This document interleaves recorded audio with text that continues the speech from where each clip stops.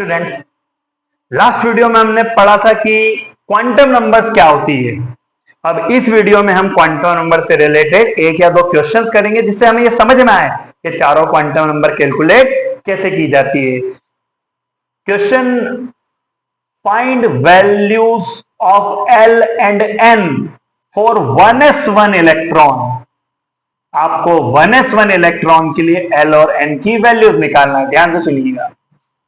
Here electron is in first shell. कैसे मालूम पड़ा? 1s1 किसको रिप्रेजेंट कर रहा है? ये शेल को। तो इलेक्ट्रॉन किस शेल में? फर्स्ट शेल में। देयरफॉर n कितना हो गया? 1। हियर इलेक्ट्रॉन इज इन किसमें है? s में एक इलेक्ट्रॉन है, s सब ऑर्बिट में है। किसकी? फर्स्ट शेल की s सब ऑर्बिट में। और हम जानते हैं कि s सब ऑर्बिट या सब शेल में कितना ऑर्बिटल होते हैं? एक।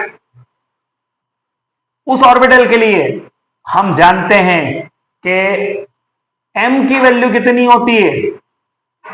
0। हमें m की वैल्यू कैलकुलेट नहीं करना है, पर मैं बता रहा हूं आपको, हमें तो यहां पे l और n ही कैलकुलेट करना है। तो n तो 1 आ गया। जो इलेक्ट्रॉन s सबशेल के s ऑर्बिटल में, s सबशेल में एक ही ऑर्बिटल होता है, हमने पिछले वीडियो में देखा था, जिसके लिए m की वैल्यू 0 होती है। अब हमें यहां तो m की वैल्यू चाहिए ही नहीं।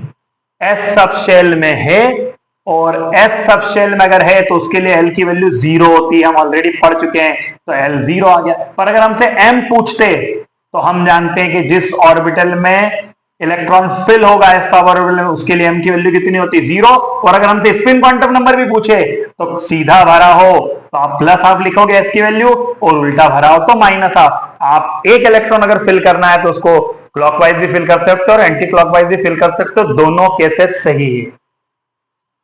यहां 2 ही करनी थी, मैंने आपको चारों बता दी। एक और एग्जांपल लेते जिससे आप थोड़ा और अच्छे से एज्यूम कर पाएंगे कि क्वांटम नंबर्स को कैलकुलेट कैसे किया जाता है।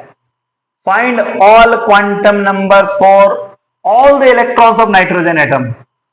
अब इलेक्ट्रॉनिक कॉन्फ़िगरेशन अब अबाउट प्रिंसिपल में पढ़ेंगे, तो आई होप सो कि आपको इलेक्ट्रॉनिक कॉन्फ़िगरेशन आता हो। अगर नहीं आता हो तो आप अबाउट प्रिंसिपल वाला वीडियो देख सकते हैं, तो आप समझ जाएंगे कि किसी भी एलिमेंट के लिए इलेक्ट्रॉनिक कॉन्फ़िगरेशन कैसे लिखा जाता है। अब मैं यहां उसके बारे में डिस्कशन नहीं करूंगा, डायरेक्ट लिखूंगा मैं। Nitrogen atomic number 7, 1s2 2s2 2p3। s में एक ही ऑर्बिटल होता है, p में भी एक ही ऑर्बिटल होता है, और सॉरी s में एक ऑर्बिटल, 2s में भी एक ऑर्बिटल और p में 3 ऑर्बिटल। हमने पढ़ लिया है s ऑर्बिटल के लिए m की वैल्यू क्या होती है? 0। और p के लिए क्या होती है? -1 0 एंड +1 m की वैल्यूज मैं आपको सिखा चुका हूं। तो पहले m की वैल्यू हाईलाइट कर देंगे ताकि हमें बाद में कंफ्यूजन नहीं होगा। अब 7 इलेक्ट्रॉन है, सातों के लिए चारों क्वांटम नंबर निकालना है। ध्यान से सुनिएगा। There are 2 electron in 1s subshell. 1s में 2, ये 1s में 2। फर्स्ट इलेक्ट्रॉन के लिए अगर बात करें 1s के, तो 1s है मतलब पहली ऑर्बिट है, मतलब n1, n की वैल्यू 1 हो जाएगी। s है तो l की वैल्यू 0 होती है, और s के लिए m की वैल्यू 0 होती है तो m भी 0, और सीधा भरा है क्लॉकवाइज है तो s प्लस हाफ हो जाएगा। दूसरे के लिए ये तीनों सेम होगी, s कितना हो जाएगा? प्लस हाफ की बजाय माइनस हाफ हो जाएगा। क्लियर? अब हम आते हैं 2s के लिए। तो 2s के लिए आए तो 2s मतलब n कितना हो जाएगा? 2।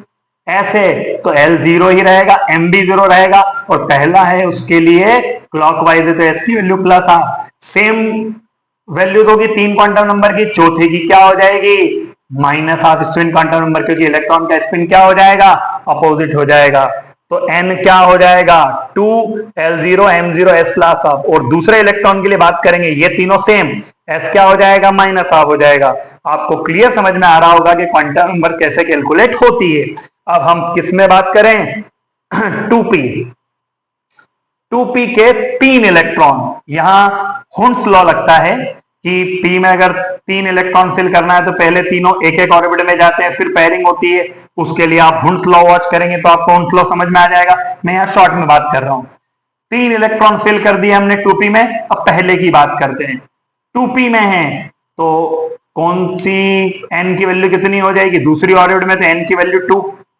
p के लिए l कितना होता है? 1 होता है। l0 s के लिए, l1 p के लिए। तो आपने 2 क्वांटम नंबर इसको देख के निकाल ली, n2 और l कितना हो गया? 1। m जिस ऑर्बिटल में इलेक्ट्रॉन है उसके लिए m की वैल्यू कितनी होती है, -1 है। ये 0 और +1 इन दोनों के लिए, इसके लिए -1 और सीधा है तो +12, मतलब 2p के पहले इलेक्ट्रॉन की चारों क्वांटम नंबर की बात करें तो n कितना हो गया 2, p के लिए l = 1 होगा तो l हो गया 1, m की वैल्यू -1 और सीधा भरा है तो +12।